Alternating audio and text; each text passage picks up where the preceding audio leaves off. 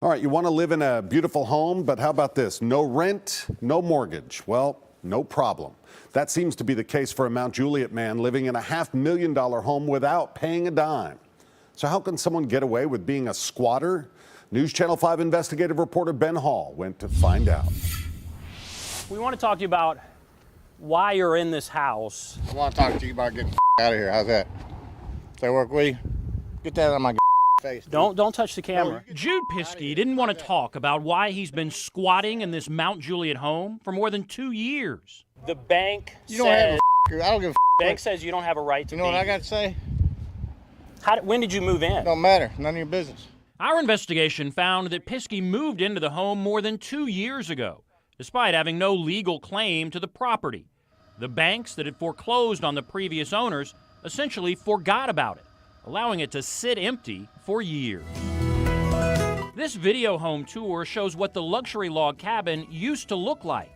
Attempts to sell it fell apart because of confusion among banks after the housing crisis. It sat empty for a while before we tried to buy it. Ron and Dina Woodard fell in love with the home back in 2014 and tried to buy it at auction. I knew where all of my furniture was going to be. I mean, it was just, it was ours. And the kids were just as excited about it as we were. And their high bid was accepted. But days before they were set to close, the bank pulled the plug on the deal. There was no real explanation of why. It was just kind of like, oh, we pulled the listing. Sorry. Yeah. In late 2012, J.P. Morgan Chase foreclosed on the home, then sold it to Bank of New York Mellon as trustees for investors for a mortgage-backed security. Control over the home has since passed from Countrywide Financial to Bank of America and finally to NationStar. Meanwhile, it is sat empty. We couldn't get in touch with anybody that would claim any responsibility for the maintenance or ownership or anything else at that point. City Commissioner Ray Justice contacted more than one bank about the abandoned home, but they didn't seem to care. I got no response, zero response. It was about that time Jude Piskey, his friends and family suddenly appeared at the house. This is probably one of the most bizarre things I've ever dealt with. Police were first called to the home in April of 2015 for a domestic dispute involving Piskey and his ex-wife. In September, police discovered a stolen vehicle at the property. The gentleman had no connection to the owners of the property and that we could find. Piskey actually paid the back property taxes on the home to keep Wilson County from seizing it in 2015. We found Piskey has a history of codes violations.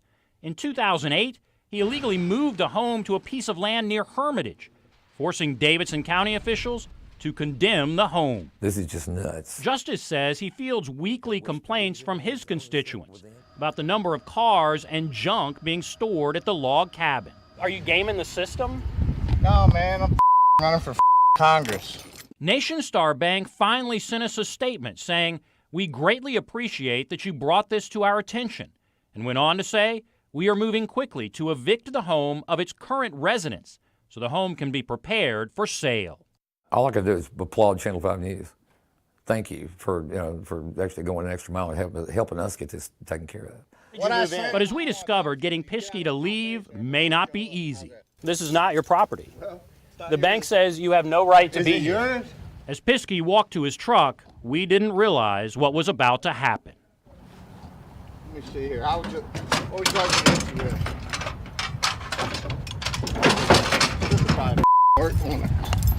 Out of here.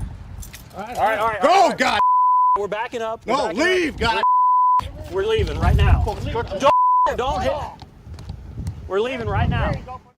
Now, we were not hurt by all that, but police arrested Piskey and charged him with aggravated assault.